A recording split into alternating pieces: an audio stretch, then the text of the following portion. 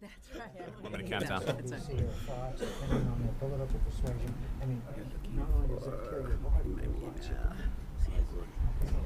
You know, tell me, You know? Can't what do do you that. think is the financial angle of? Nope.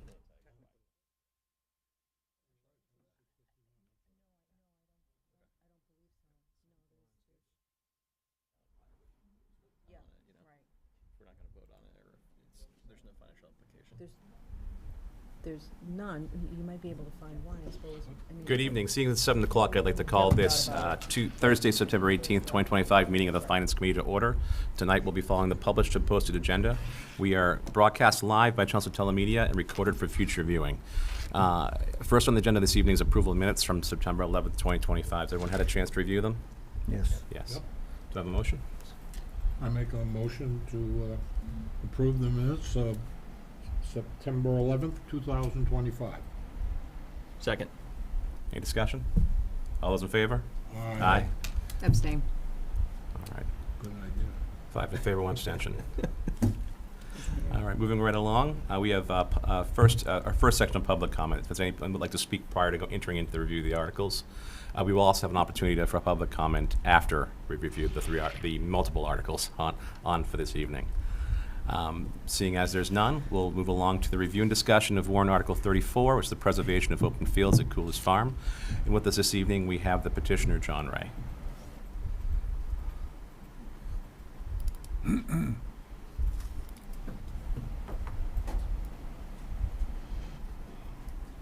Good evening, John and Joy Ray, 223 Pine Hill Road.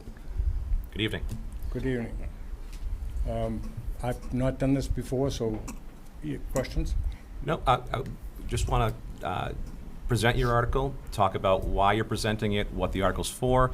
Think of this as an opportunity to practice, because you'll have a couple of opportunities before town meeting, before you present town meeting. So feel free to go through. If we have questions, our committee will ask them, and we'll go from there. The basic question, I guess, is why are we doing it? The petition asks the select board with guidance from town meeting. The petition asks that the select board, with guidance from town meeting, decide the future of Coolers Farm. It ensures residents have a direct voice in shaping how this important property is used for generations.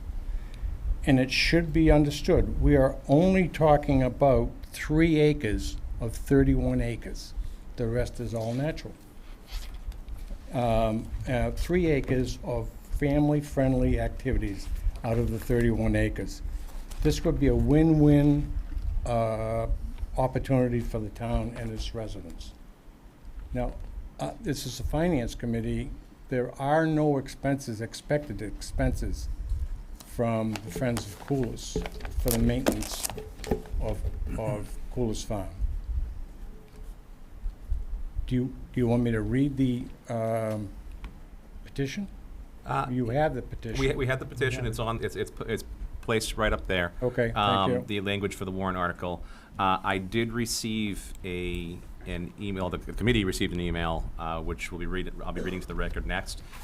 I'll read it, and you'll have an opportunity to discuss. It's after I've read through it. Thank you.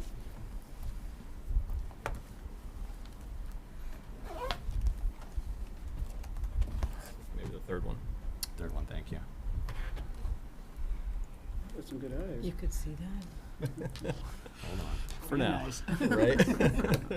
That's Carl Slope. Yeah. Okay. And this is from Carl Bischoff, the chair of the Conservation Commission. Background. The property was acquired in November 2023. 3 separate parcels, technically 4, 2 south of I-495, are adjoining, were acquired.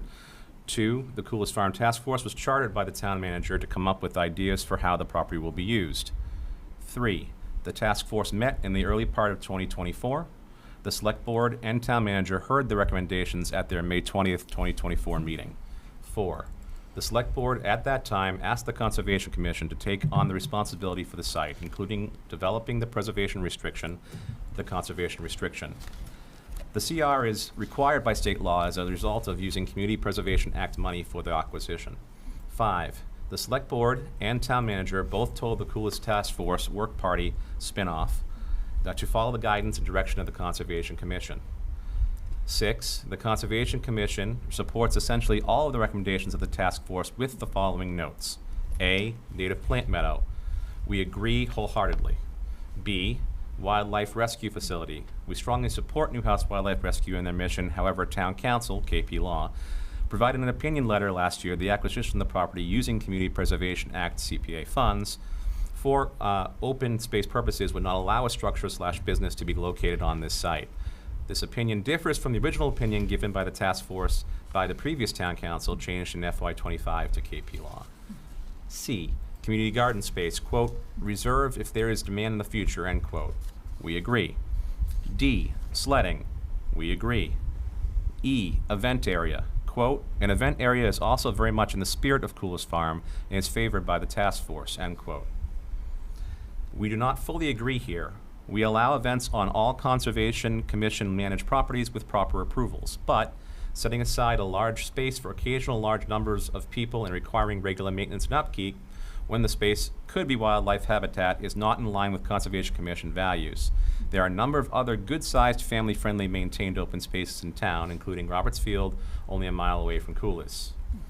F, agriculture. We agree. 2 agriculture use licenses have been approved through the commission, and we expect to continue with this approach.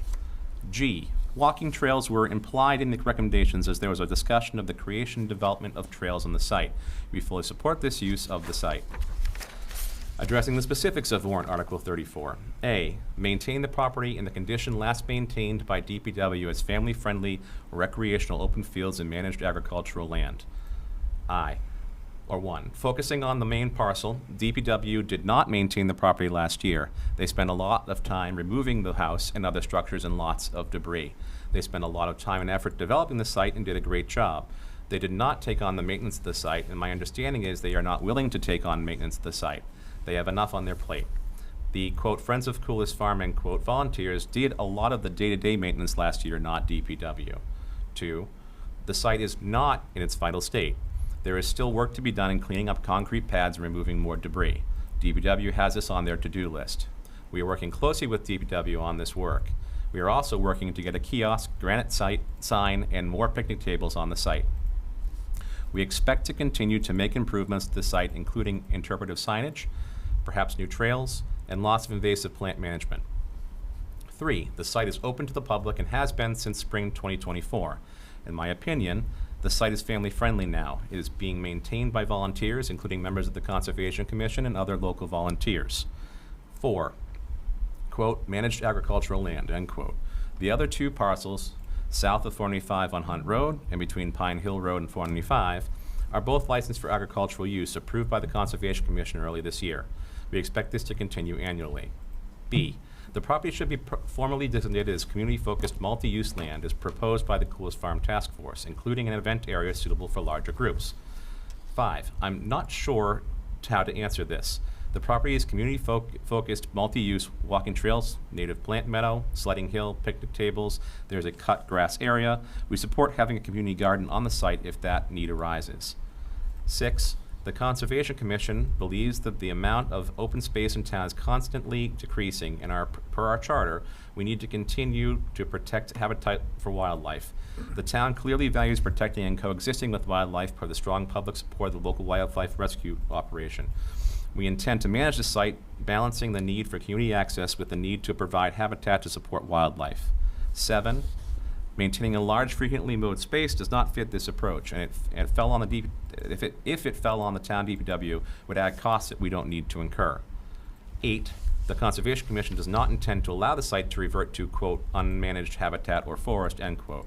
We highly value the existing woods and the existing open meadow areas and intend to develop a long-term plan to improve these areas. We are currently working with a consultant to make significant improvements in the invasive management at the Warren Pole property. We expect to do the same at Coolest in the future. 9, we, Conservation, are mostly focused on working towards developing the conservation restriction while ensuring the site is still open to the public. We are making good, steady progress on the CR. There are a lot of deliverables that need to be in place before the document is drafted. We had instructed the Friends of Coolest Farm last year, multiple times, that significant changes to the site needed to wait until much of the CR work was completed. There are a number of other family-friendly open spaces which are currently regularly maintained and mowed in the vicinity. Roberts Field, this site is only 1 mile away from Coolest Farm property. Varney Park Playground, Southwell Field Complex, Bartlett Park in the town center, Town Common, and various schools. The Conservation Commission has posted on its website a, quote, Coolest Farm update, end quote, located here. The website address is chelmsfordmma.gov/276 Conservation-Commission. Please vote against Article 34, as it will do nothing more than confound our approach and the work we are doing to make this site both accessible to the public as well as a rich protected natural resource. Carl Bischoff, Chelmsford Conservation Commission Chair.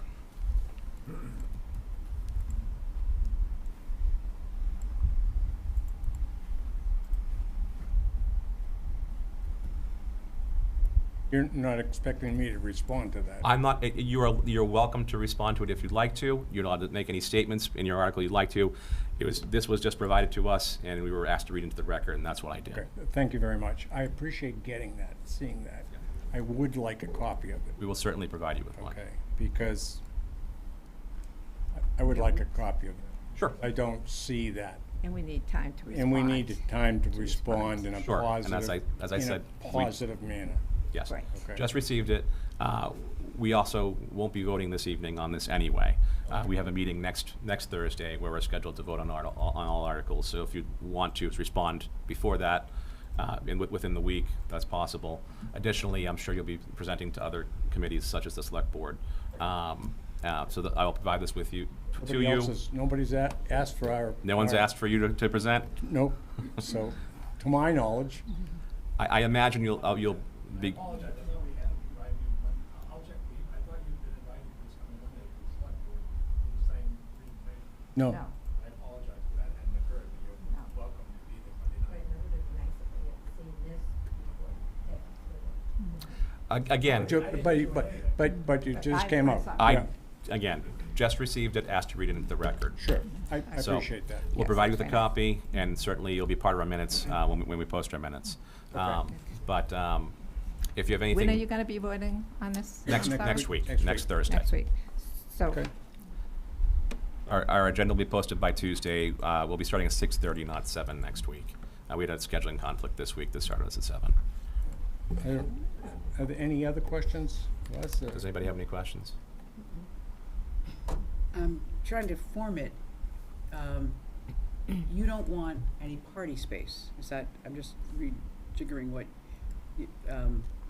No, we're not talking about a party space, maybe an event space, but not a party space, no.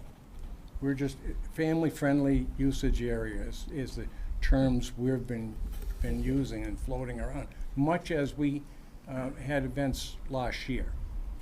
so what kind of events? I'm having problems picturing what, We had some scout. Scout stuff. Scout stuff, star viewing, and realizing we had just started to mow the area, and there was still a lot of rocks, so we couldn't have a lot of unstructured events there. So, whatever citizens want, right here. and safe. So we do get a lot of support. Neighbors, families, open space stewards, scouts, gardeners, recreational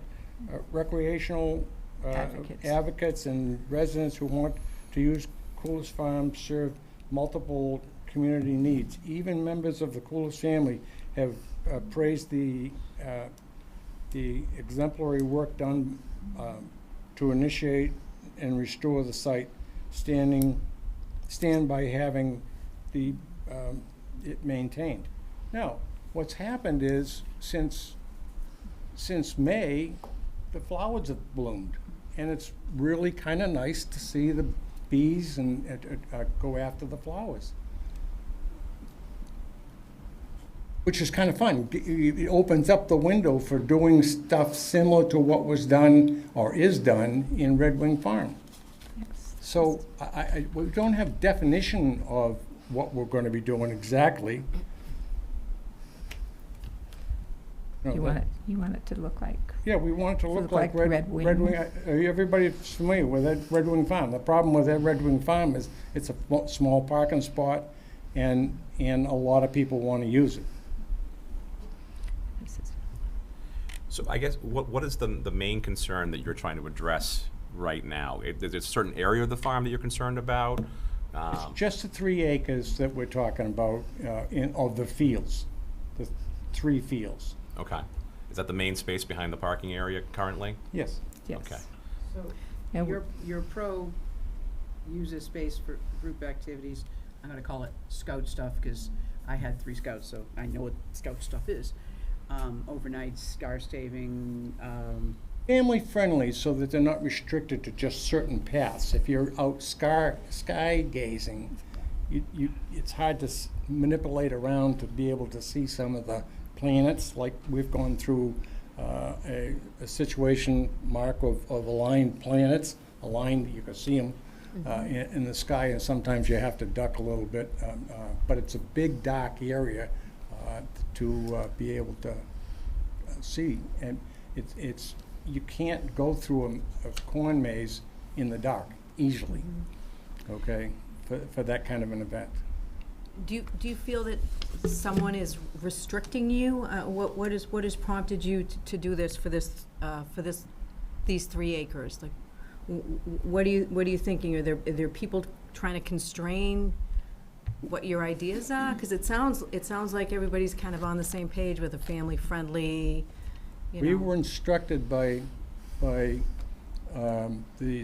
select board, Aaron, to not mow, not maintain, not maintain the fields. Those 3 acres you're referring to. I see. Okay. Okay, and it's not about Got it. mowing. It's maintaining the fields right now the maze is almost a tick habitat. Mm-hmm. And since then, very few, if any, people have been using Coolest Farm. And even the deer don't use Coolest Farm any longer.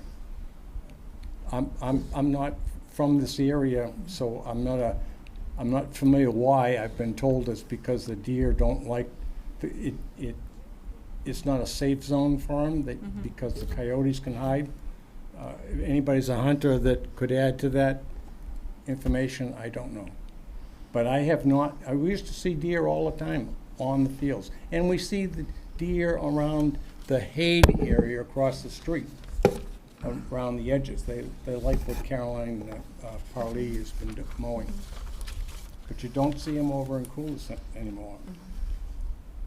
So just to make sure I'm understanding, the crux of the situation is that you think that the certain areas should be mowed, and so that then that encourages other people to come and use it for different purposes. And then there's, you've gotten direction where that's something that you should not be doing because that's not consistent with how the property was, designated. Is that right? Correct. Okay. Wait a minute, but isn't it under the Conservation Commission's responsibility to So manage that? I'm gonna ask and address that Okay. soon. I guess my question is, how often are you looking to have this area mowed? Are you looking for a regular, every other week maintenance, or? we're not looking for the town to mow it. We're looking For for the volunteers to mow it, just like it's done over at Red Wing. Okay. So we want it, and Carol's group maintains Red Wing, and we like it maintained just like Red Wing is maintained. They do an excellent job over at Red Wing, and we'd like to see Coolest done the like same that, way. so that our side of town has something very similar to what Red Wing has. Do you know how often that they mow that area? I Okay, really, I don't know. I don't. Okay. But Yeah. every time you go there, it seems to be short enough that And so we don't expect the town to have to finance anything. We expect volunteers and the 501c, what is it, it's a 501 C Group, what's it, COSS? If there's any expenses, This is- but there wasn't any last year, and I don't expect there would be, And it- under Friends of Coolers. You're not looking for funding, you're looking for permission, is what really what you're looking for. If you Right. don't mind, the Conservation Commission Chair is in the audience. I have a couple questions for him based upon the letter I just read into the article, if he's willing to sure. come up. Sure. We can go. Thank you. Thank Thank you you. very much. Carl Bischoff, 15 Lock Road, Conservation Commission Chair. Evening, Carl. So currently, there's essentially a moratorium on mowing the 3 acres. Is that accurate? Mowing the field, there are trails that are mowed fairly regularly, but yes. Okay. And I guess I want to understand the thought process behind not maintaining that particular area.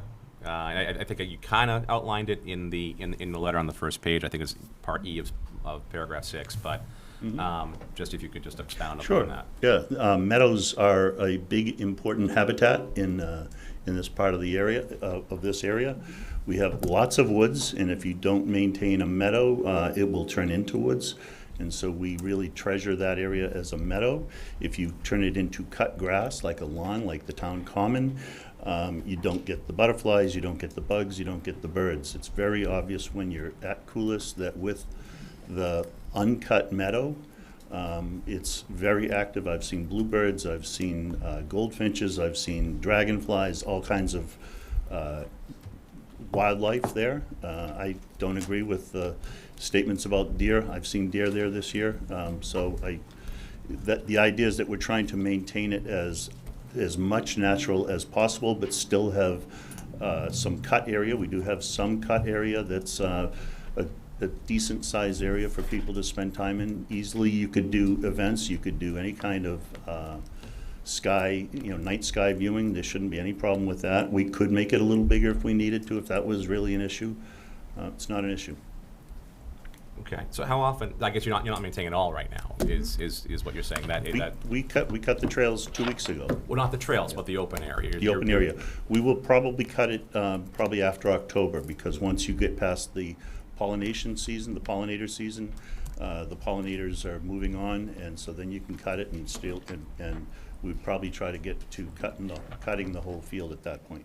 Have there been any other recommendations made about how to maintain that particular area from any of the trustees that are coming in? No. No. No, and honestly, we're doing this without an official plan. The idea is, let's get the conservation restriction in place, and then we will work to get the plan. And so this is the approach that we're taking. We do expect to have a land management plan that will have a more guided and specific schedule for how you cut the fields and how frequently. So no discussion of a burn or anything like that? I'm sorry? No discussion of a burn or anything like that? No. Okay.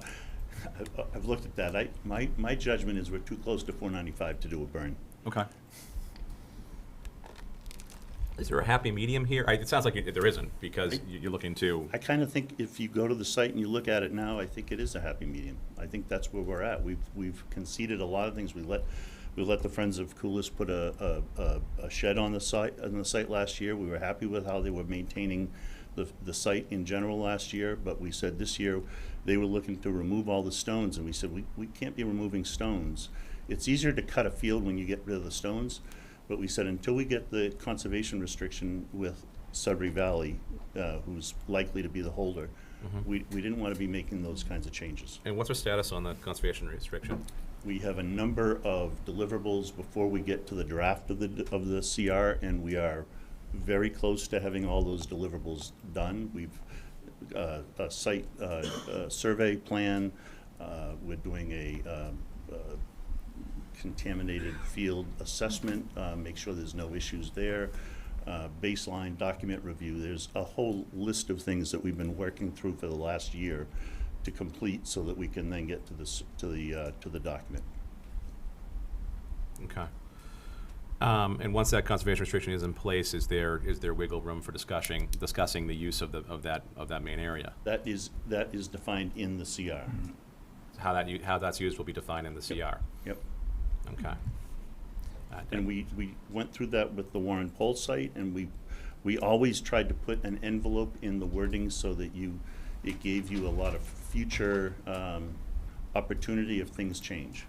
For example, we don't plan to be doing crop agriculture at Warren Pole, but we allowed it in the CR, so that if in 20 years we decide the town really needs tomatoes or something, we can do that.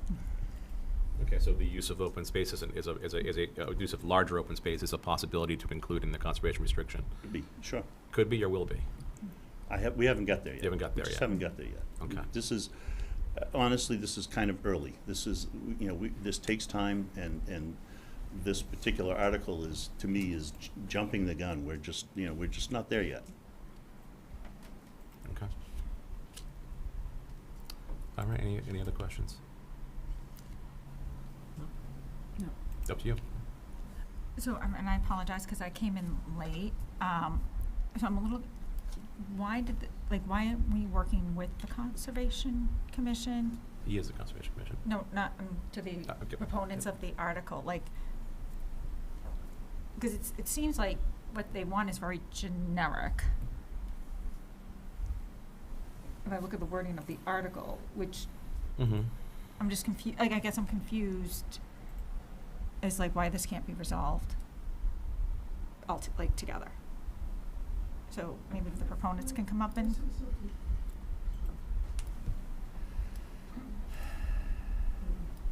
My name is Mark Petroconi.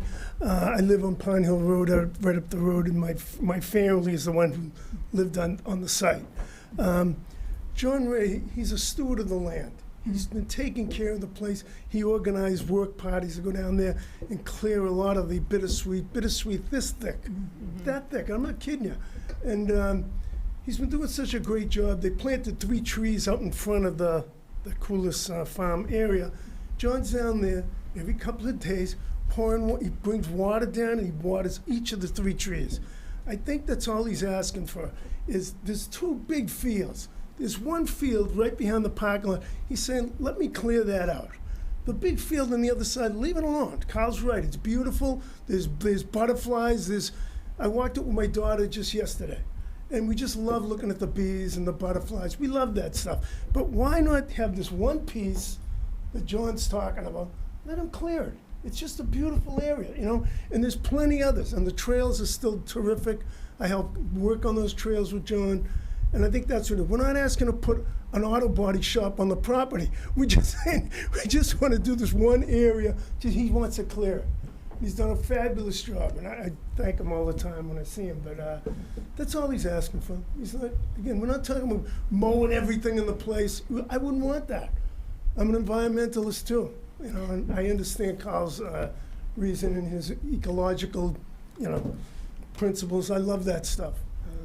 Okay, that's all I want to say. I know you want to get the hell out of here, so I'll just stop. I guess I don't think I got my answer. Why are we working, if that's what you want, why are we working with the Conservation Commission? Why is this being brought to town meeting? I've seen a couple of the meetings that previously happened. I think there has been some discussion back and forth. I think we might be at an impasse as to how they want to address it. Seeing as a conservation restriction is being worked on, they don't want any mowing being done on it. And so it's we want to mow, no, we're not mowing, and the conservation restrictions being put into place, so that might prevent that area from being used in a way that the proponent of the article wants it to be used, if I'm summarizing it correctly. Yeah, certainly.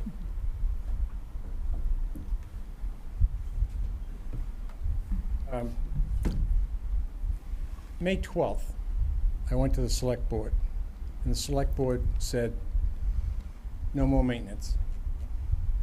Turn in the lawnmower, no more maintenance. I worked with conservation, with Bill Vines, who's the conservation steward for Coolest, and Sue and Will, who are the site managers, and I've worked with them and since then. This is the first time I've seen anything from conservation for a plan. I asked for a plan. This is the first time I've seen that kind of detail. No, that's not a negative response.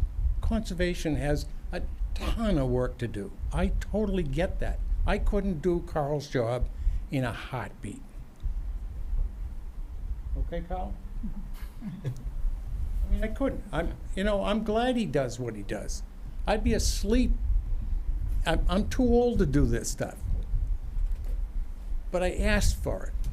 So collaboration is two ways. What is the plan? What are the dates? This is satisfactory, this is not satisfactory. I've communicated that, I've tried to. We will take a look at this note, okay? And try to work as positive as possible, very positive, because I will not do anything that's not positive. This is all for the community. All right, and Carl's saying this is all for the community too. I know that, but it's different. I'm on the ground, and the people that are there aren't happy with what we're all doing. They've seen it in a different fashion. So I need time to go and look at this, if you don't mind. All right? The other suggestion I'd give here, I think, Anita, to your point, is that the way that this is written is a way, it feels like you could interpret it in many different ways, right? So, for example, if I was just sitting here looking at it and trying to vote, for example, in the condition last maintained by the DPW, right? That's a fairly generic statement, so it's kind of hard to know what does that actually mean. So I think what would be more helpful is just to be able to be more specific in your ask and say, I want to set aside an acre right next to the parking lot for open space for this reason. I think that would really cut to the... Or to the effect of like the event, Yeah. our area will suit for larger groups, right? Including event, you think of scouts, I think of weddings, and that's a very different, like, I won't, like as written, since it's not specific, that's not something I want, right? So I think this needs to be very, This language can't be changed because it's the language of the actual petition. And so what I think might be helpful, John, for you, for making your position known to everybody else, especially the town meeting, is putting together a couple of slides or a couple of PDFs that have the pictures of what you like it to look like, and pictures of what you worked on, and then pictures of what it might look like now. We've posted that, and we can make that available. Yeah, I think for town meeting purposes, you're gonna wanna have that in a presentation format to show people. Thank you for the input. I think that would be Yep. certainly helpful, because people wanna see what you're talking about as well as understand what you're I talking would about. invite you to come to Coolest, and we could, with Carl, we could do that collectively. And we've already started to put together a slide. Excellent, Okay. okay, okay. All right. Pictures, 1,000 words each. Yeah. Map and pictures. What it looked like before and Yeah, what it that'd be looked great. like as of the day we stopped maintaining it. And to Stephen's point, I'd like an aerial showing the location that you're looking at, that you're talking about. We have that too. those. We have Excellent, that too. so in the presentation As form far for town back meeting, yep, as available. Yes. okay. Yep, So yep. we're pretty much all set with that. Maybe a little bit more, and we'll take each item that Cal put Sure. together and answer that for you. Okay, Have it ready for your next, when did you say you needed it on? next week. Thursday, Next week. yeah, Thank you. Thank you. All right, thank you. We'll get as much done as we can. Thank you very much. of course, Thank you. Right, thank great. you. Thank you.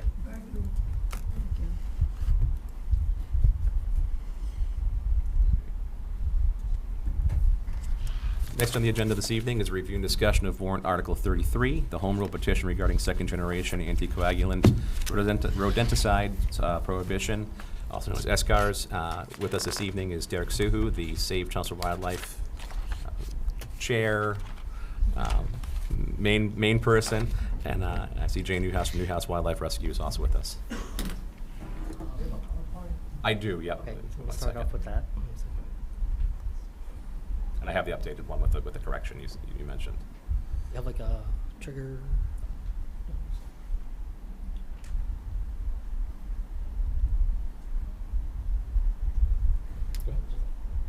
I'm sorry? I'm going to point at you in the.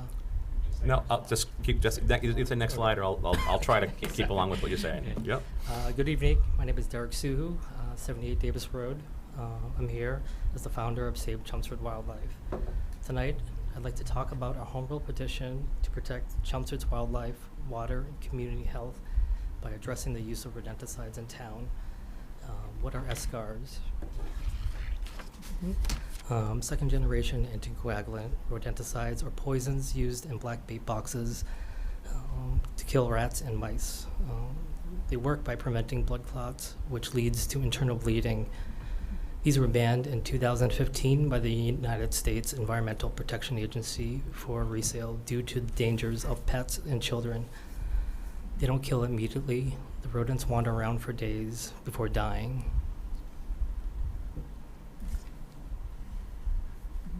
Let's see. Before dying.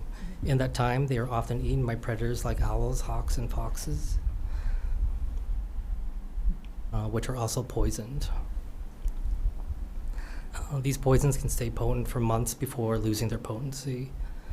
When eschars are used in everyday homes, the poison rodent will hide in homes until death and could be found by pets and children.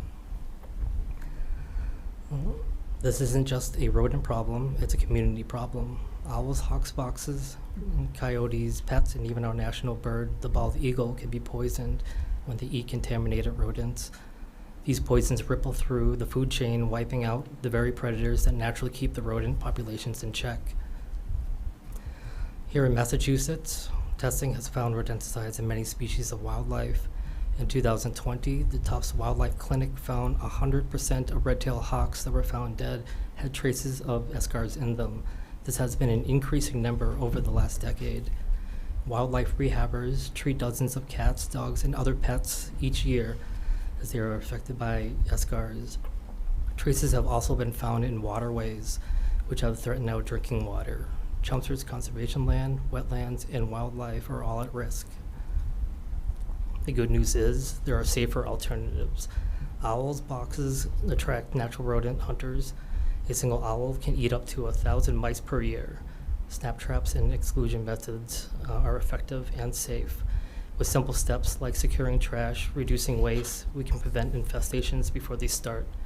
Public education has been a focus for Save Chelmsford Wildlife. Other cities and towns in Massachusetts are beginning to look at rodent restrictions. There are 91 out of the 351 cities and towns in Massachusetts that have organized groups just like Save Chelmsford Wildlife. The number is actually updated. 40 have reduced the use of eschars, and 18 have home rule petitions like the one we were talking about tonight. These numbers are growing each month as we are all pushing for the state bill and act restricting the use of rodenticides in the environment. Chelmsford has the opportunity to lead and to show that we can protect our families, our pets, and environment without relying on dangerous poisons. The petition asks the state to give Chelmsford the authority to restrict the use of eschars within our town. It does not ban pest control. People and businesses can still manage rodents. It just simply encourages a safer solution. By passing this petition, Chelmsford will be able to protect our children, pets, and wildlife. We'll safeguard our rivers, wetlands, and water supply, and we'll support healthier long-term solutions to rodent control that actually work with nature and not against. And tonight, I ask for your support for Chelmsford's home rule petition. You're choosing to protect our wildlife, water, families, and the chance to show our town, state, and country that we care about our future. So on behalf of Save Chelmsford Wildlife, we thank you for your time and consideration. Thank you. Thank you. Any questions? Back to his presentation. Yeah, I think hold we're on. beginning the slides. Hold on. And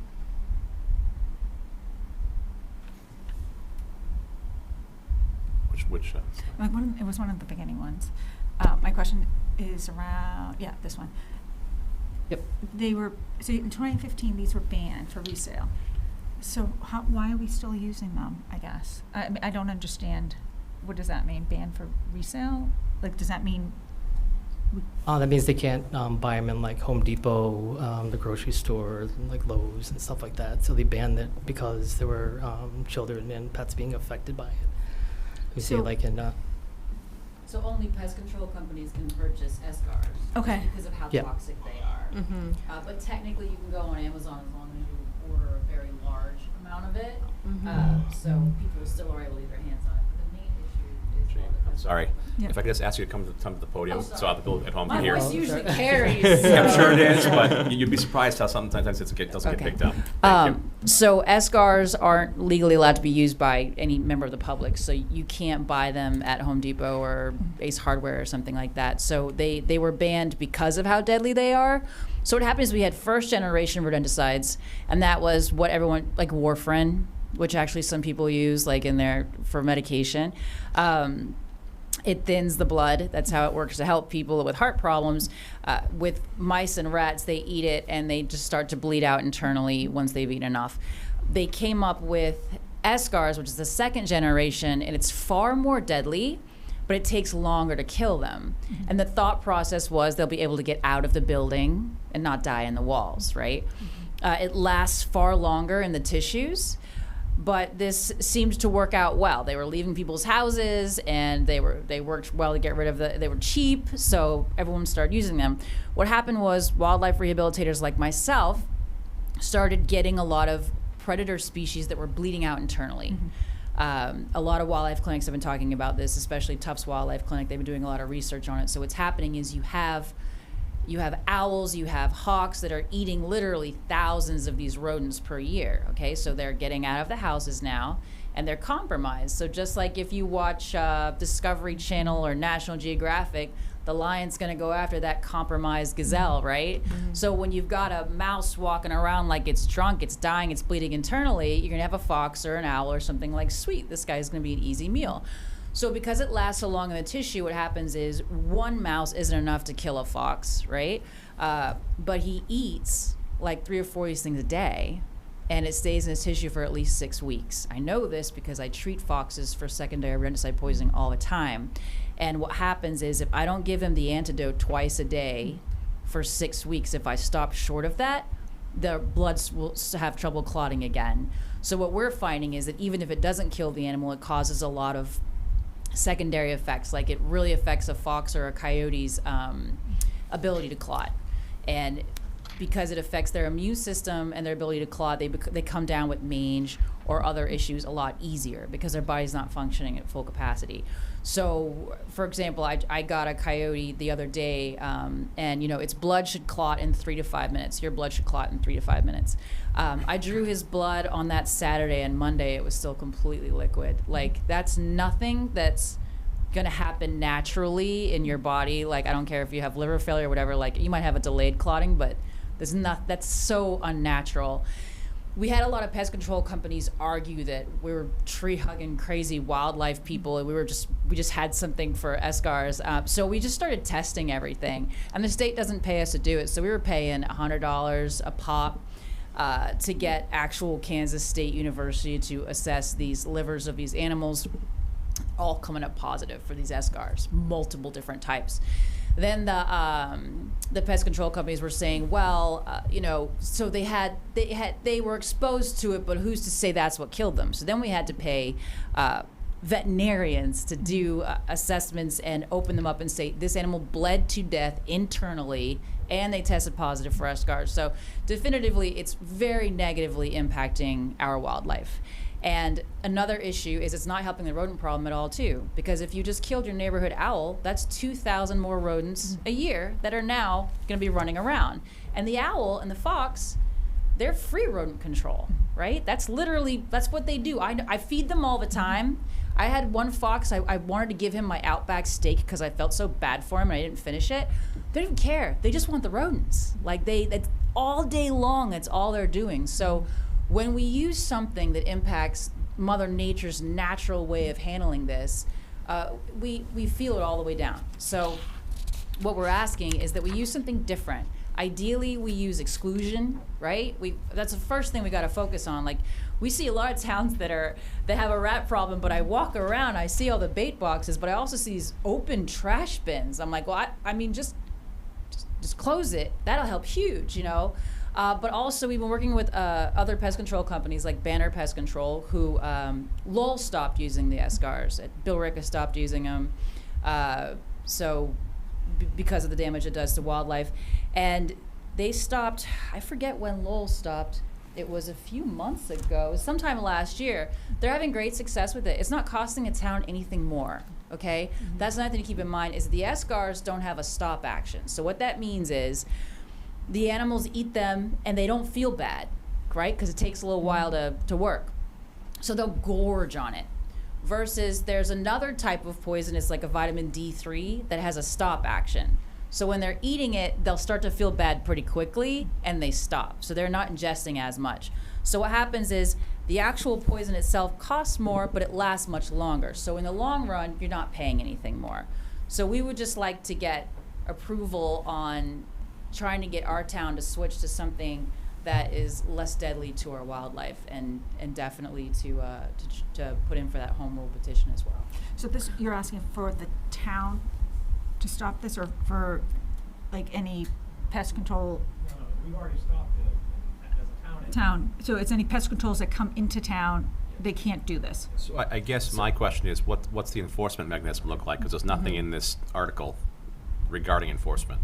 Right. So home rule petition, I don't think the town can decide. Doesn't that have to go? That has to go higher.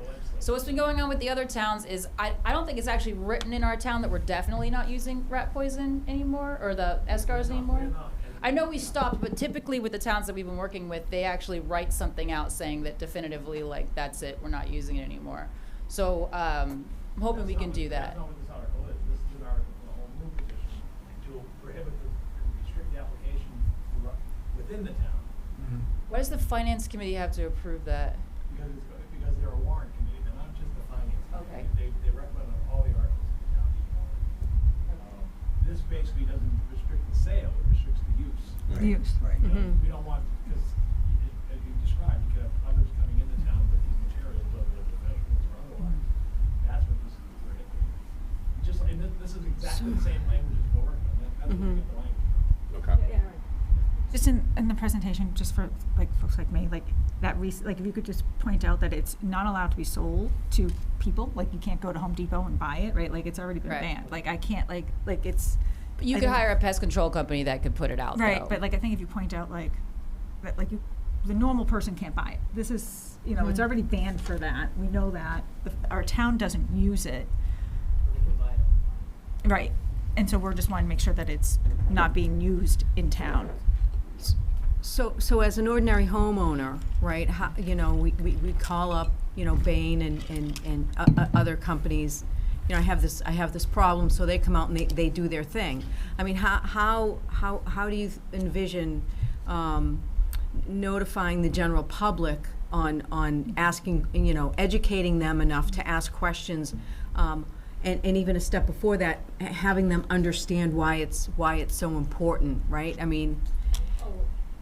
Yeah, well, we actually had an event right in the town center. Okay. It was like July 12th, and you know, just like a community like thing that just like drawed everybody in, and then that's when they can just start asking questions. Okay. So Chelmsford Wildlife, like I said, we like outline that we're, you know, based on like solely education. Okay. And making sure that, you know, like answer questions like this. Sure. We're planning on having like many like more events, like public events for free. Okay. And people can come in and then we can just like talk about like, you know, what are the alternatives. Mm-hmm. Mm-hmm. So there's no you know,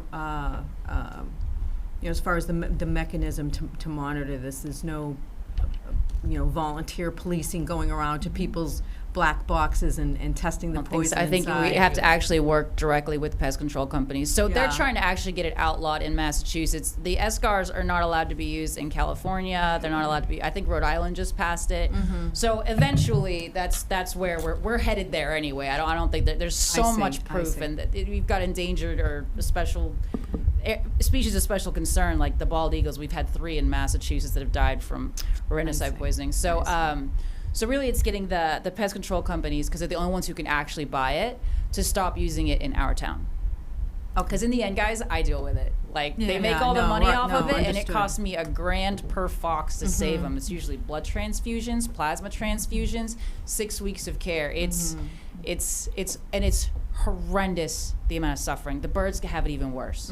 It's awful. It's awful. I ideally would have it out of this town. But there's just no enforcement mechanism through this. Right.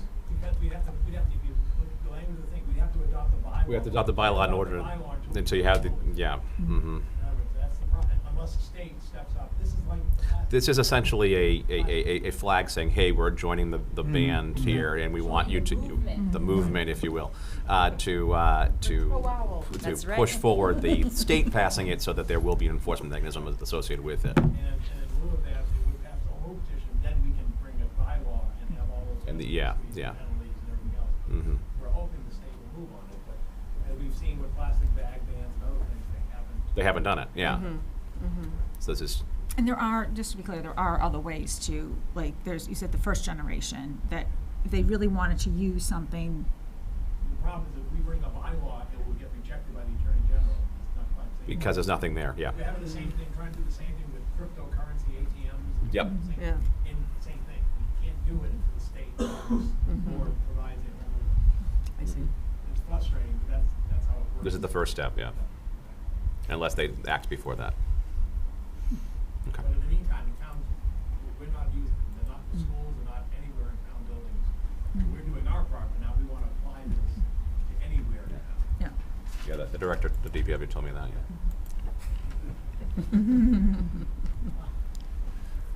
I think I asked, had a question on the presentation that was sent, asked about throwing away the little darlings if they're in a classic cartoon snap trap, and I was told that you wrote back and said that it's okay to throw them in the garbage.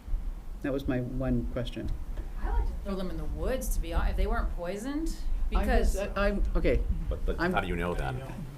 So if it's your house and you're snap trapping them, right? So you know you're not using poison in your house for the mice and the rats who live in your house. I have a lovely husband who takes care of these things for me, but I don't like the chemical ones because I'm always afraid of them dying in the house. Yeah. And when my children were smaller and one of them was dumb enough to touch a dead mouse, and I was like, let me wash your hands. Right. You know, she's like, Marek touched the mouse too. No, he didn't. He had a stick. That was scientific. You touched it with your hands. I'm washing your hands. Anyway, but yeah, I think that if people know they could trun them away into garbage, and I'm done, because there's not a lot of people who want to reset the snap trap. My husband will, but a lot of folks don't want to. The town's garbage goes to an incinerator, which is producing electricity, so you put it in the garbage, it's gonna get incinerated. That'll be the end of it. I've always told people, I mean, if you know there's no poison in the house, one way to attract the predators that eat the mice and the rats is if you were to throw the mice and the rats that you kill in your house, the dead ones, out in the woods or the exterior. I don't know what your property setup, but don't throw it in your neighbor's yard. But, but you know, if Find out. if someone suggested once throwing them on your roof so that that all the hawks and the can see it. I have Hopefully not small pets. That's right. So there's ways you could use nature to benefit you too. But I don't know. Is there an kinda issue with the funny. Board of Health in throwing the mice in? I imagine people throw meat in the trash sometimes. I can't throw my stuff in the trash. I have to go to a vet clinic with all. We don't mandate compost. Okay. I'm still stuck with the Goodness. mice in the roof. Any other questions or concerns? It's just how to enforce it. Well, as we just discussed, they can't right now. Yeah, we're not, Yeah, it's a we're home rule not there- petition. we're not there yet. So what are we But this- passing? Well, there's strength in It's the first numbers, step. and more towns and cities are all. We're talking to the legislators, and when they see that there's 40 towns right now that have banned it from municipal properties. So the more towns that do it, the more we're making a statement to the state of Massachusetts. Well, I get that, but we're already not doing it here in this town. The town's not doing The it, town's right? not doing it, but we can't prohibit private businesses. Residences. But the way to do that is go after you're working with the different pest control companies, is that They don't not work with me. correct? They won't even talk to me. They won't talk to you. They don't Why like not? me at all. Are you kidding me? I'm costing come them on. so much money. No, they don't really. I've literally tried. They won't work with me. But I mean, I know one that does. Chelmsford was using escars until a few months ago, so we talked about it and got that removed. But this is just a step. It's a small step for a much bigger cause, but we have to start here. Because you don't want to go into restaurants and see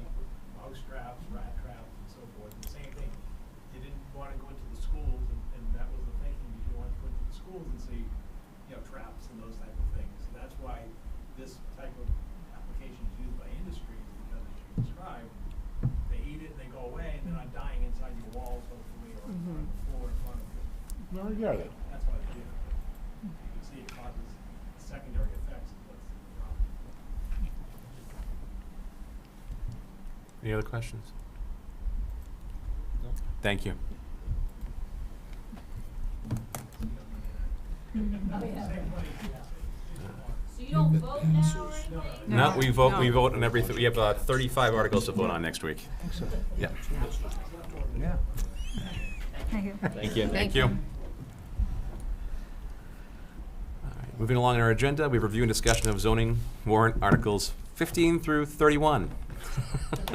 With us this evening is Christopher Valley, our planning board chair.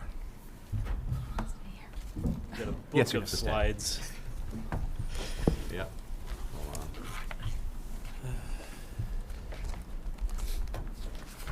I remember exactly where it was. Oh, okay. He is, yeah. Thanks. Hold on. Through 31. I get it down to where. Oh, wherever he'll it get is. through them quickly, I know. I hope. I'm gonna read every slide word for word. No, you're not. You can attempt We'll get the it. gist. Bear with me one more second. I'm trying to remember. That's 15 is the. There's the consent agenda, so that should show you what we're. There you go. So that's going to be my first set of slides, the consent agenda. Articles 15 through 26, all essentially establishing the CBLT zoning district.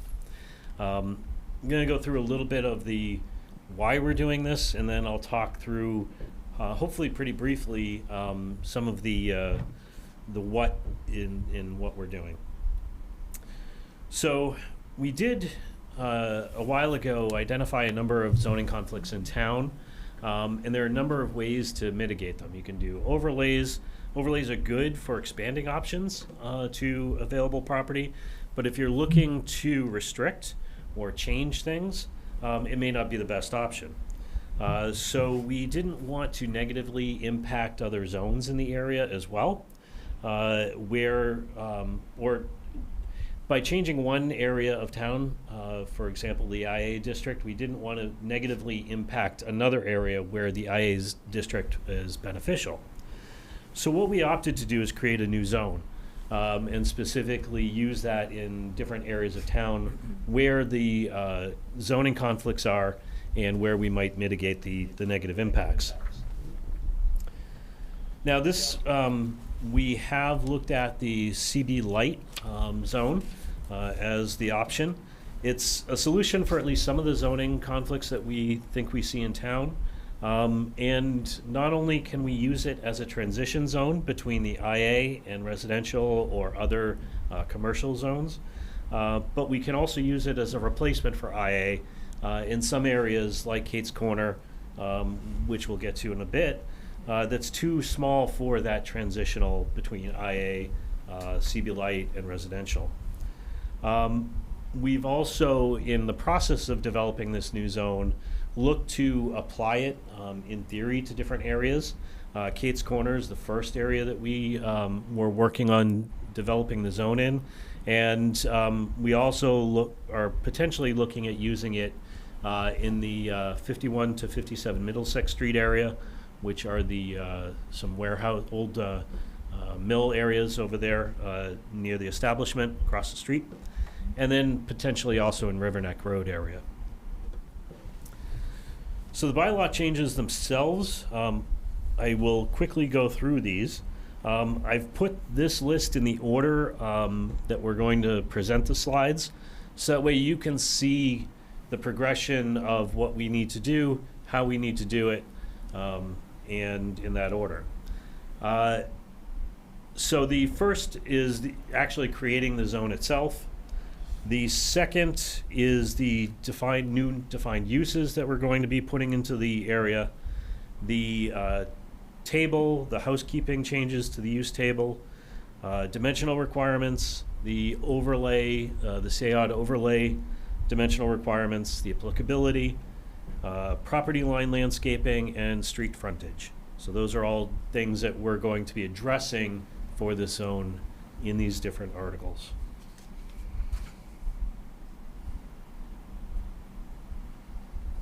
After this consent agenda, if we pass it, we'll then apply that new zone to Kate's Corner in the next article after that.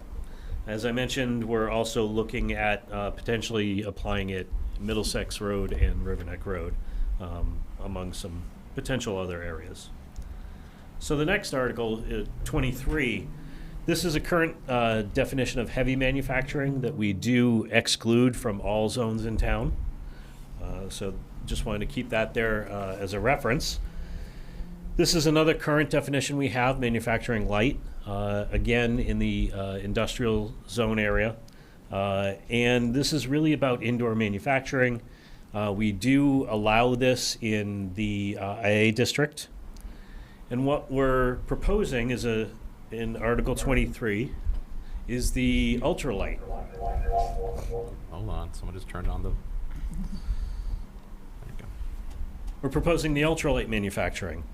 And I'm not going to go through the whole definition, but essentially we wanted a use for manufacturing that's less impact to the neighborhood. Less trucking, less noise and pollution effects. And the examples are really good at illustrating some of what we anticipate.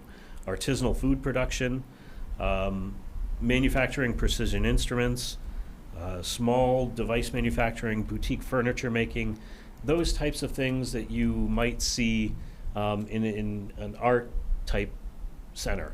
I think Lowell has a pretty similar type of area that they have. And then to coincide with the definition, the new definition, we also have to update the light definition to make it more precise. So that's what we did here. The biggest change that we are proposing here is if you look at some of the crossed out, it talks about leather, wood, paper, chemical, plastic. And the wording there was so general that it could have defined it as wood manufacturing or paper manufacturing. And that's obviously a very heavy type of manufacturing that you see in upstate Maine that is very heavy manufacturing. So we did want to make sure that we clarified that so that we don't see that in town as well.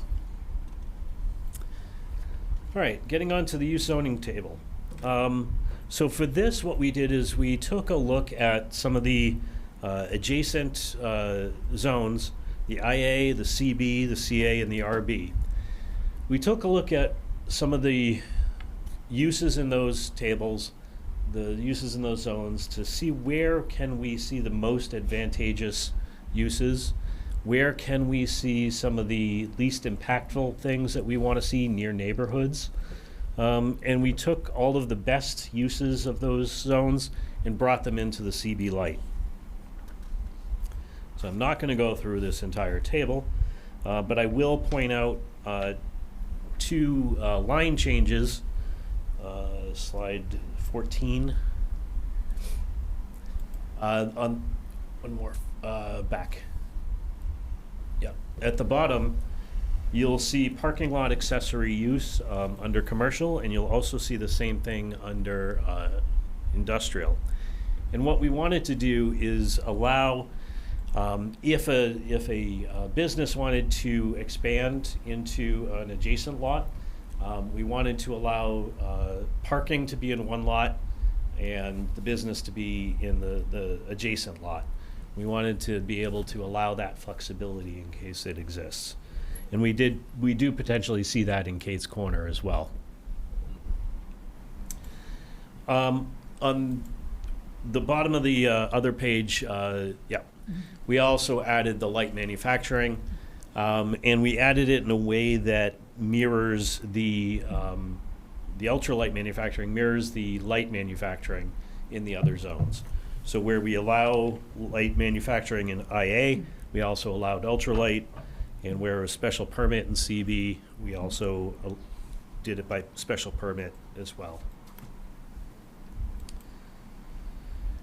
Here we define the Accessory use parking, we didn't want it to be, we wanted to make sure it was adjacent lot. We didn't want it to be too far away from the principal use. We wanted to make sure it was within arm's length. Long arm. Next. So these are essentially housekeeping. What we realized is that if we add a use in CB Light, we have to make sure that we extend the table through all of the other zones as well. And so here you'll see, again, I pointed out the ultralight manufacturing. For the accessory use, we are only allowing it by special permit in the CBLT and not allowing it at this time in other zones. If we want to expand it later, we can. We just didn't want to mix too many things into this that haven't already mixed in.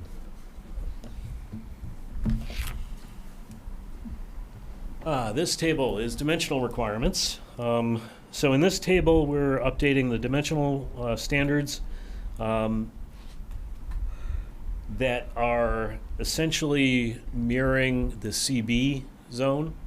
We wanted to make sure that we were as close to some of the non-impactful areas as we could. So that's what we did here. We looked at some of the commercial properties to see how these dimensional requirements might affect some of the properties, and so we made some slight adjustments on those. But we tried to keep it as close to the CB as possible. The SAOD purpose and intent is just as a reference for you. And these are the site and building table dimensions that we use for the overlay. Again, keeping it very similar to the CB area commercial districts.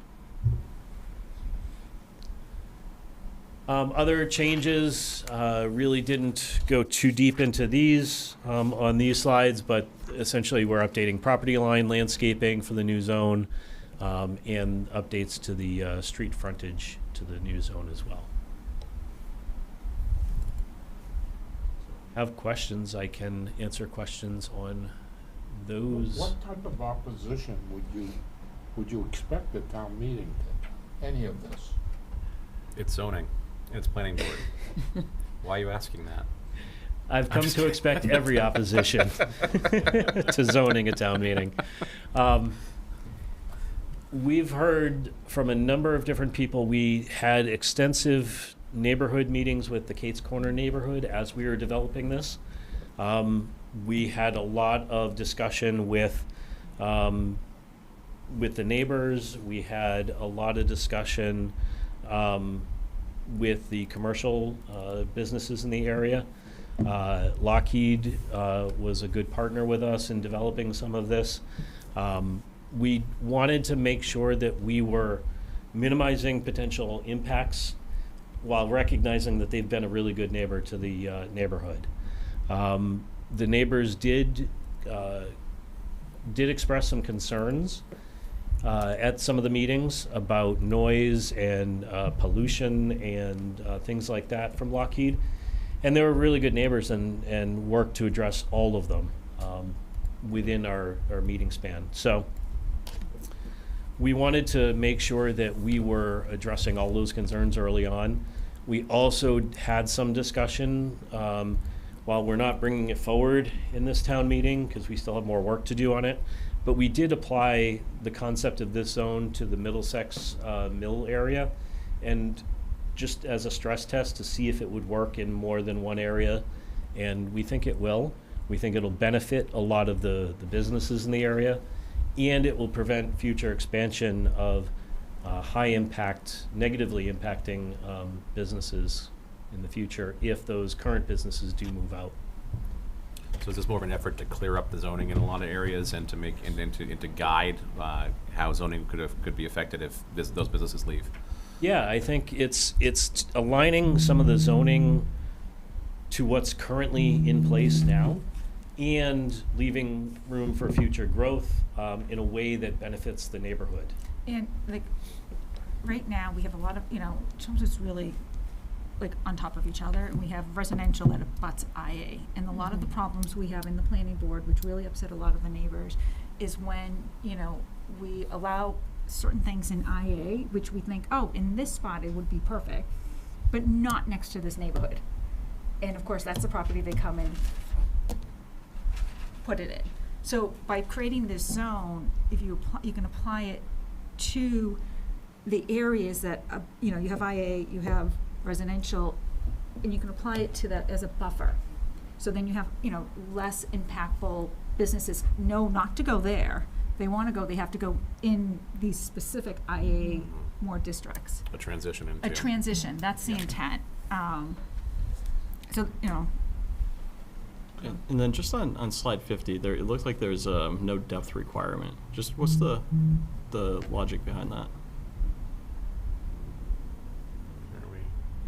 Are you talking the so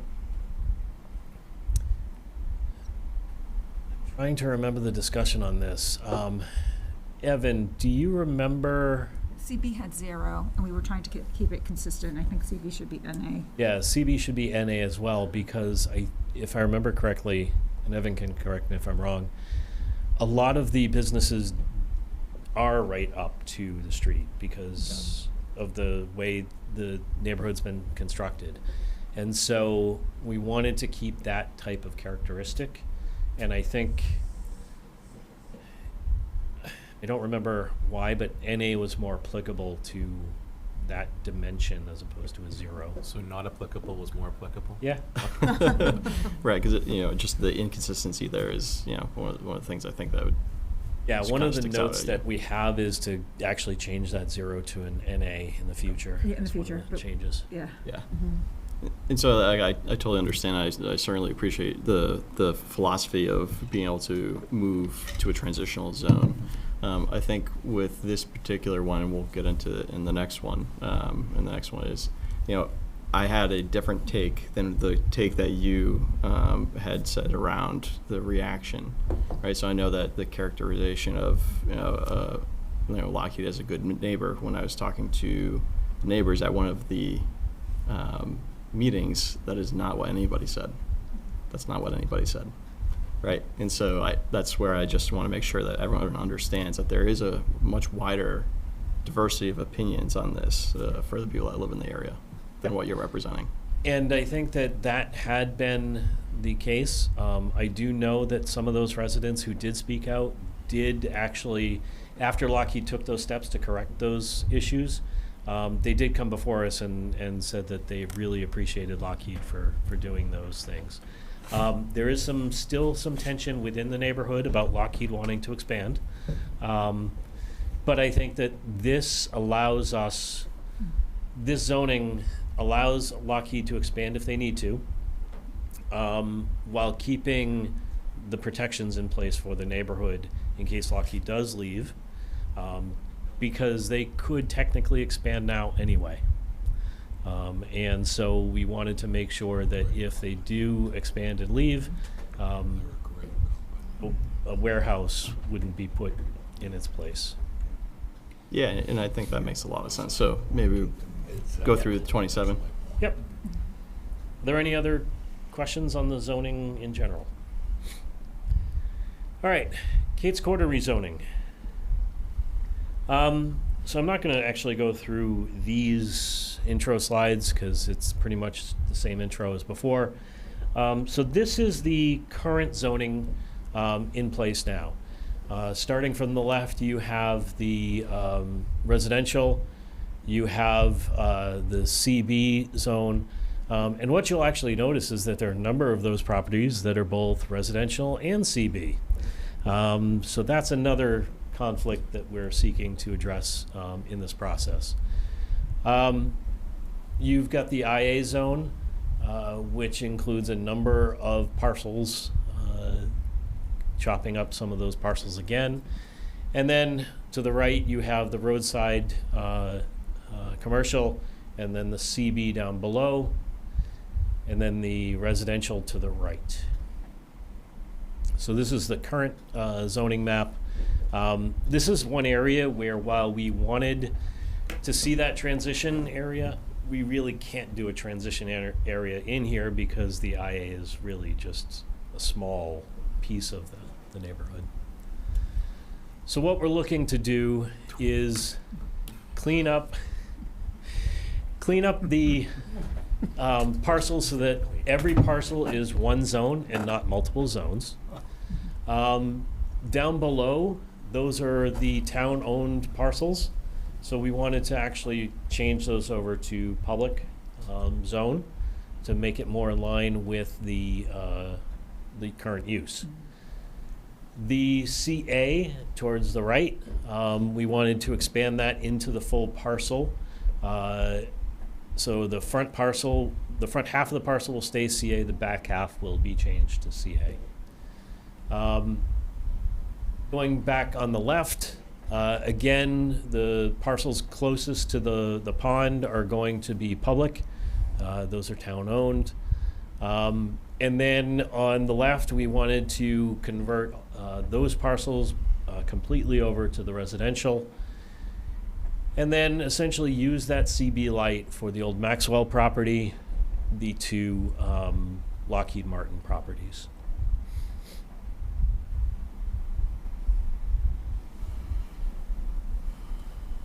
Has there been a discussion with the owners that are currently zoned both RB and are they IA? No, the CA. Yes. Yes. I believe all of them attended the meetings. All but one were in favor. Okay. There was one gentleman who spoke out against it. Primarily because he wanted to keep some of the historical commercial use. But I believe, and Evan can again correct me if I'm wrong, but that use, because it was no longer an active use, has expired. Okay. So he would not be able to use it as a commercial property anymore, or agriculture for that matter. And agriculture could still be done in a residential area. Sure. So this summarizes the changes that we want to make for every one of the parcels.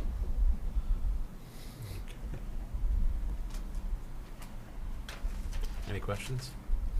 So I asked this before, but I'll ask it again. What's the logic behind zoning something that is rear-looking versus forward-looking?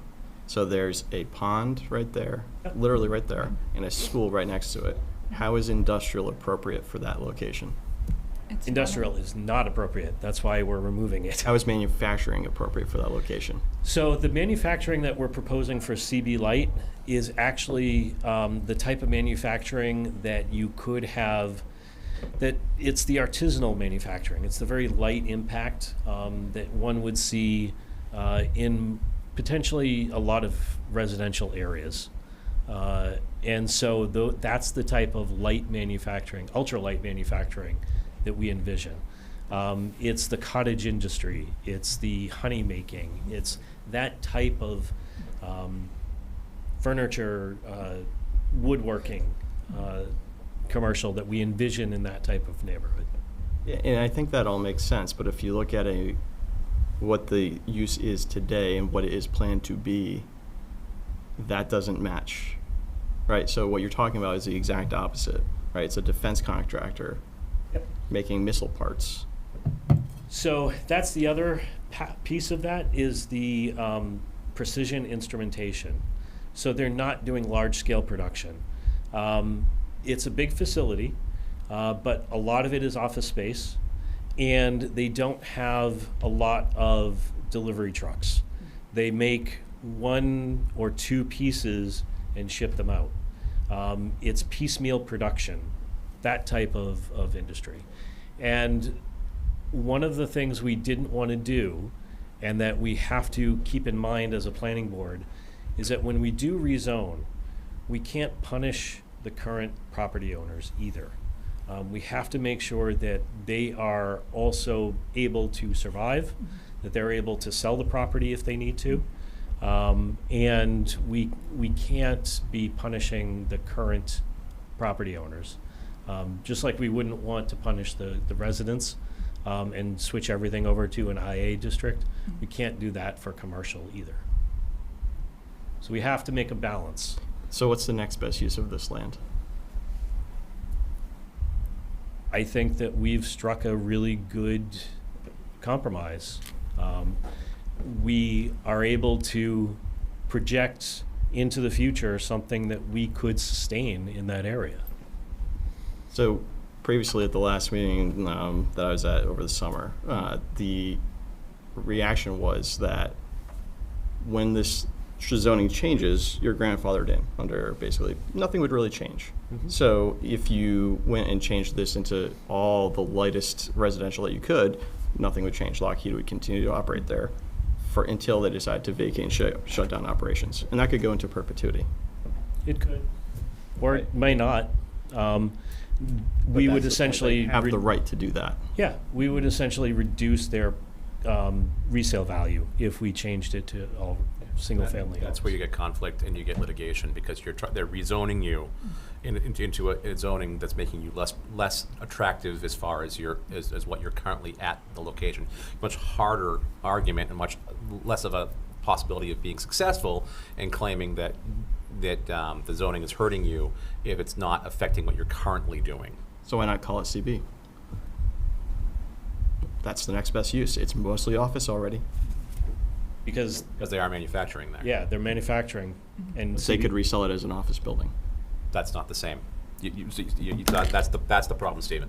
The problem is if you're changing zoning and you're changing it to a use where the use that they currently have is no longer allowed, they have an argument at that point in time to say, hey, we're already here and you're changing my zoning to not allow a use I'm currently allowed to use, and therefore my resale value for what I'm currently doing, not just the office space, but what I'm also currently doing, is no longer allowed, and I'm going to fight the change that you're making. Because now they're technically not allowed to do that anymore. We're stopping them from doing their business. Like, if we change the zoning, because now they're out of. Well, I'm they're grandfathered. Okay, they're So you're grandfathered. not stopping them from what they're Yeah. currently doing, Okay. but what you are doing is you're hurting their ability to sell at what they're currently doing. Correct. And to the point, is a commercial land more or less valuable than industrial land? It's more valuable. And so I don't see how that's an argument at all in this situation. I would beg to differ. So take that logic and now apply it to the person who disagreed with rezoning this. Could they have the same argument? Hey, I have industrial as part of my, or commercial rather, I have commercial as part of my current zoning. You're taking commercial away from me, so you're taking value away from me. he actually doesn't anymore. He's not allowed to do commercial on his property anymore because it hasn't been done in, I forget how many years.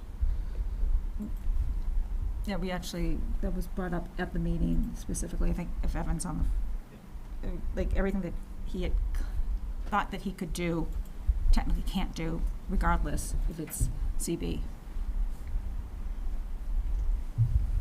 So then play it out, right? The other thing that they're going to do is put a parking lot there. So if you go back to the map, where does it drain to?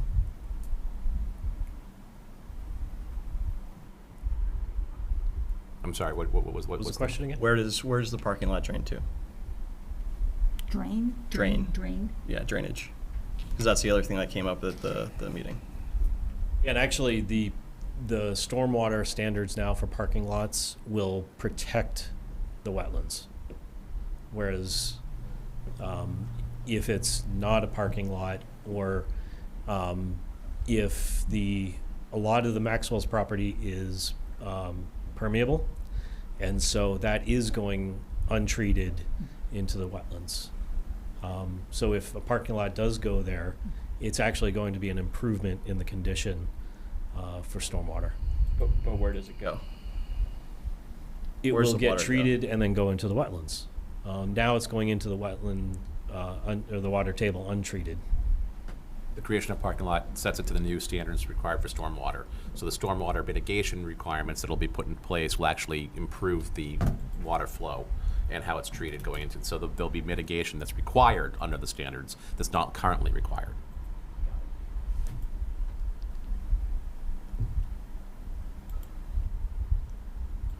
Any other questions?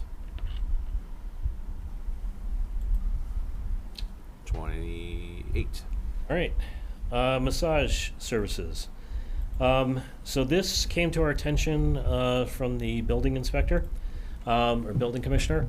He had a situation where a licensed massage therapist was moving from one establishment to another, and across the street, and realized that the use there was not allowed, even though it was a salon. And we realized that the definitions from the state have changed, and our definition in Part D was referencing the board, the Chelmsford Board of Health, who does not license massage therapists. So we're doing some updating of the language in Part 1 to mirror that of the state's definition of massage therapy, and then striking out the licensing from Board of Health in Part D and switching that to the state licensure board. And then in the next slide, we are essentially looking at it like any other type of spa service, where we're allowing it in all of the areas that we, by right, where we used to do special permit for it. Any questions? 29. Uh-oh. Here we go. Yep. Here we go. So Article 29. Excuse me. So Article 29, we are bringing back to town meeting because our current law, our current bylaw is unlawful. It will open us up to civil action and overturn decisions. So we decided to, or I decided to do a little bit more research, look at other definitions that towns use across the state. We did some revisions, and now we're re-proposing it to you. So why is this an issue? I want to make sure that people are clear for this article that the zoning and the zoning definitions regulates the use of the land. It does not define personal relationships or family composition. The current definition is not inclusive of different household types, and so therefore it will open us up to civil lawsuits. Enforcement of a familial definition could be seen as very intrusive, and familial connections are really impossible to determine through a building permit or a certificate of occupancy review. We don't want the building commissioner checking marriage certificates. So, I wanted to talk a little bit about enforcement this time around. So essentially the property owner is really responsible for compliance in this situation. Most zoning enforcement happens when a building permit or a certificate of occupancy is being sought, and that's based on the plan review and inspection. Otherwise, it's really when a complaint comes up. So these are the types of building codes and sanitary codes and state licensing laws that kind of relate to what we're talking about, because a lot of people did last town meeting bring up numbers of people in the housing units. All of that is based on state sanitary code. There are fire safety codes for building code, and then the state licensing law really defines the houses or the lodging houses and hotels, so we really don't need to get into that type of discussion either. So the next slide. After the last town meeting, I did some additional research, and this was the definition that we presented last time. Out of the 351 Massachusetts municipalities, about 30 to 45% of them, 100 to 150 of them, use that definition or something very similar. I've noted some of the examples. Some of these examples are our peer communities. communities that are next door neighbors. Some towns and cities added a little bit of a qualifier afterwards, as distinguished from a group occupying boarding house, group home, lodging house, club, fraternity, or hotel. As I mentioned, we really don't need to get into that because the state already does. A few towns did keep the blood relative definition in there, but they added the or between the two. So it's either the blood relative or this more generic definition. Not sure that that's really required if one of those pieces is very difficult to enforce anyway. So why do municipalities use this language? Well, there are 4 of them right here. The Fair Housing Act compliance. This is the model language that regional planning organizations, not just NEMCOG, but MAPC often recommend in their model bylaws. Administrative simplicity, and case law. The Commonwealth versus Jaffe actually has reinforced that zoning bylaws must not discriminate based on familial status. And if you go to the next slide, it doesn't define for us what that definition should be, but it gives us some guidance. It suggests using the single housekeeping unit language. It suggests describing functional aspects like living together, cooking, shared responsibilities. It talks about avoiding requiring kinship, and it says it suggests to emphasize the unit's stability, permanence, and cohesion. So based on that, our objectives for so the last thing that they did was that they said a cap on occupancy in the definition of family in the zoning could conflict with by right ADUs. So that's another reason to keep the cap or the numbers out of the zoning, especially since it's already in the health code. So looking at our objectives of our updated definition, we really wanted to remove references to the degree of kinship. We wanted more inclusive, objective standards. We wanted to update the definition to be more consistent with the state sanitary code, building code, and other state law, and clarify the distinction from transient accommodations. So this is what we are proposing in the next slide as the updated definition. So, one or more persons occupying a dwelling unit who share access to common living, cooking, and eating areas, living together as a single housekeeping unit with permanence and cohesiveness. So it addresses all of the case law points. It keeps the objective language in. And hopefully it satisfies the town meeting this time. What would be a sign of cohesiveness?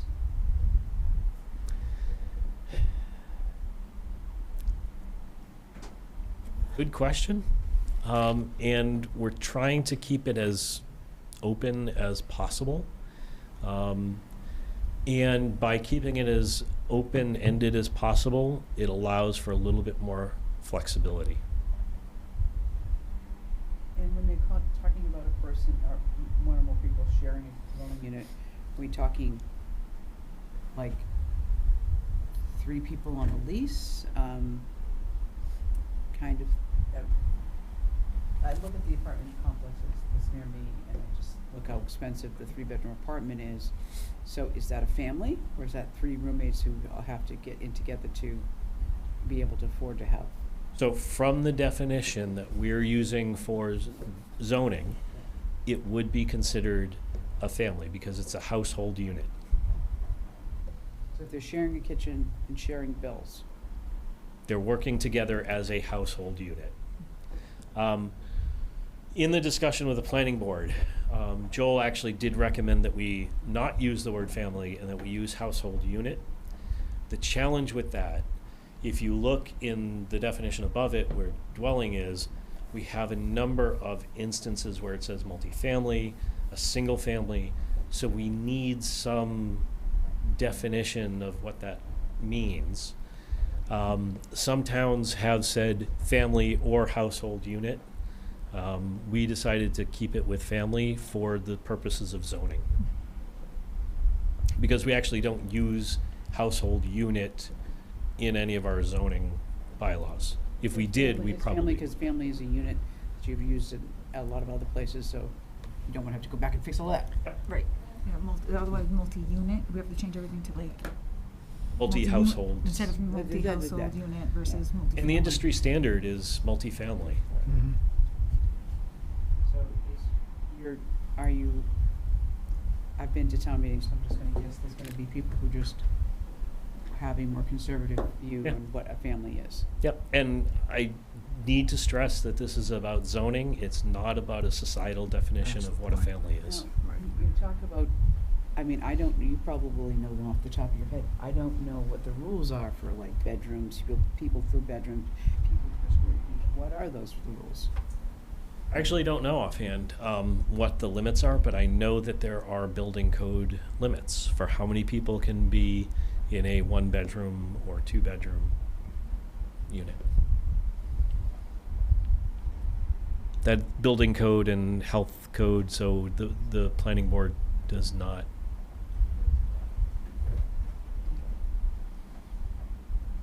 And if this is something that you can find a rule that we're concerned as a town going against, why isn't the a single piece of language?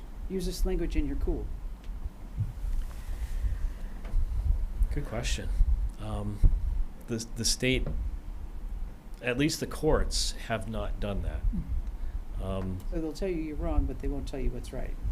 That's nice. I mean, the case law that I cited, Jaffe versus Commonwealth versus Jaffe, they didn't tell you what to say, but they told you what not to say and what pieces to include in what you're going to say. So that was the closest we could find to something. Again, the models that all of these collaborative groups are using is the model language that we tried the first time. The earlier slide showed those other places that are using this or similar language? Yep, it's very similar language to what we have or to our initial version. None of them use the familial definition.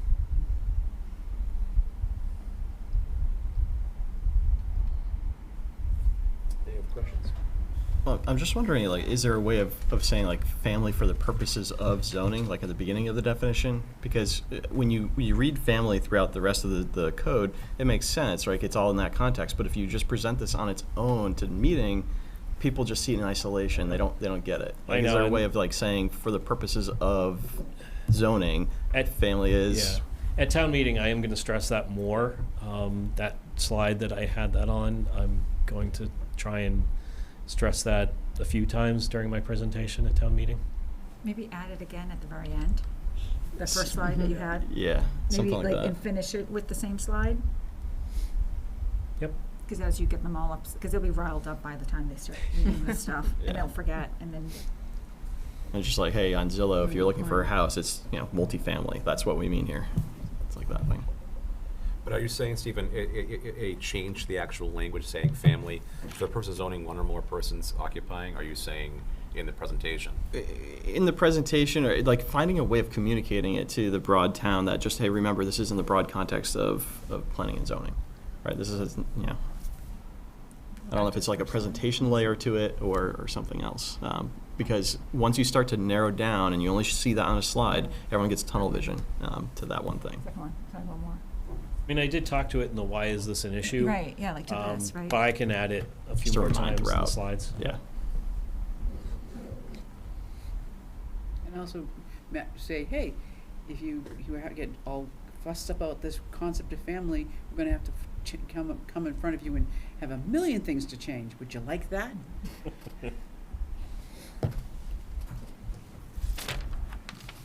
Like the point number 1. Under, zoning That's regulates the use of land, not personal relationship. Right. Yeah. Right. I guess my point is finding a way of so when you're showing the definition of family, remember to put this like front and center to people's brains. Otherwise, they're going to forget about this long after you present it. Yep. Thank you. Highlighting that the change would require, to call something other than family would require us to be there 2 nights voting on all the zoning articles to Yeah. change. Yeah. Any other questions before I go to 30? No. I thought we were told that, no, this can't happen. I remember being at a town meeting a while back where we were told you couldn't do this, so why is we talking? And do, You couldn't say, oh, we can't have this apartment building here because it'll overload the schools. I yes. thought we already said that. We, Okay. well, unfortunately, this article was bundled with the family article in the same vote. Okay. So, so I have Correct, seen we this before. did. Yeah, I did. did see And it this. failed. it failed because it was bundled, I think it failed because it was bundled with the family discussion. So this time around, I split the two up into 2 different votes. Hopefully they will both pass. But yes, this presentation, again, is stressing, I mean, there were some objections to us removing it. But again, what I'm going to stress here is that keeping it in is unlawful. We cannot, as a planning board, consider school impacts as a criteria for special permit granting. We can't do it. It's illegal to do it. Any decision we base on it will get overturned. End of story. So we have to strike it to make it clear to applicants and the public that we cannot do it, and to future planning boards.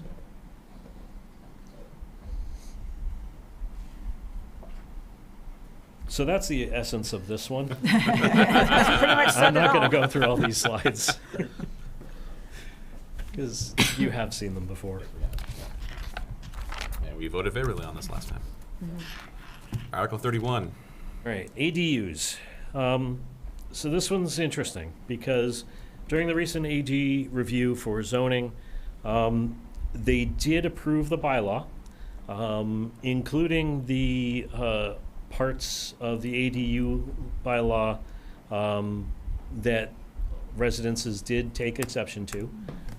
So all of our ADU bylaw was found to be compliant with the ADU, with the exception of 2 areas. The AG did delete 2 sections that they found problematic. And I'll go through them now. So deletion number 1 is essentially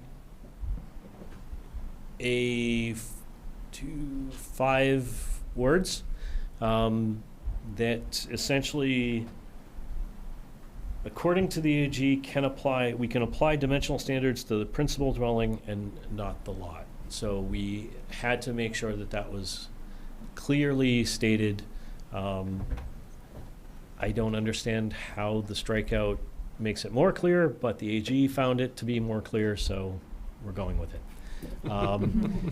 What I also found out is that when the AG strikes out sections or terms in their review, it automatically is enacted. So we do not have to vote on this deletion. What we do have to vote on is the section 4. So this entire section that we had in our proposed bylaw, the AG's office did strike. They deleted the entire subsection because there was a concern that the special permit criteria and votes could be or would be applied to ADUs. So after we found out that this section was deleted, our town council met with the AG's office and came up with language that we could put back in to that section that would meet their needs and their clarification. So if you go to the next slide, this is essentially our original paragraph with the text changes that you'll see, just to give you some context. In the article itself, it only has the clean version because technically we're just replacing the entire paragraph. But here you can see what we actually changed from our original version.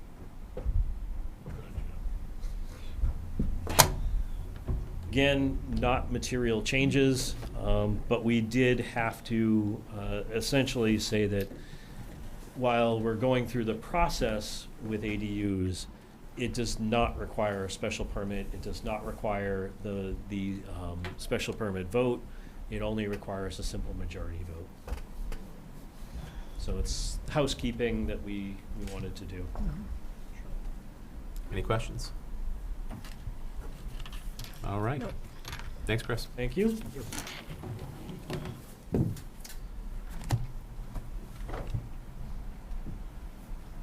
Oh, that's springtime meeting. That's not right.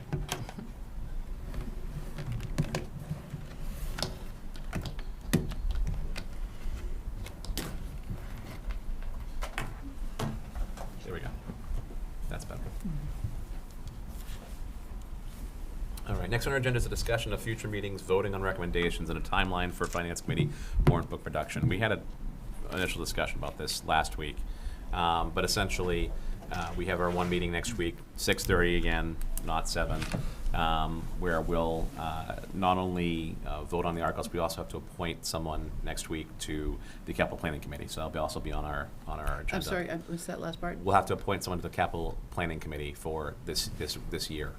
Okay. So we'll do that as well at the start of the meeting next week. 35 articles, but we've got some bundling, and I think this might be one of the first time so we can actually do a vote on totality from 15 through, what was it, 30, 29, was it? 28. So Okay. it'll be a little bit more condensed than it looks like it will be. From there, on our voting recommendations, we'll have a little while to, and we had the schedule up last week. I'm not gonna put up again, but essentially we'll have a little bit of time to get our comments in if there are different votes, if there are split votes. The reasoning behind, I'll just ask again, just like we do every year, people to provide those to me so we can put them into the letter and get them into the book. Everyone will get the copy of the book to review. Note any issues, changes, suggestions. Letter will be added, and then we'll have that out. The plan's to have it out 2 weeks prior to town meeting, which starts on the 20th. So it'll be posted on the website, but also we'll start to get the physical book done for, especially to be available on the night of pre-town meeting session that Wednesday prior at the senior center. Is there any public comment? Seeing none and none on Zoom, there are no press questions. I'll entertain a motion to adjourn. So moved. Second. All those in favor? Aye. See you next week.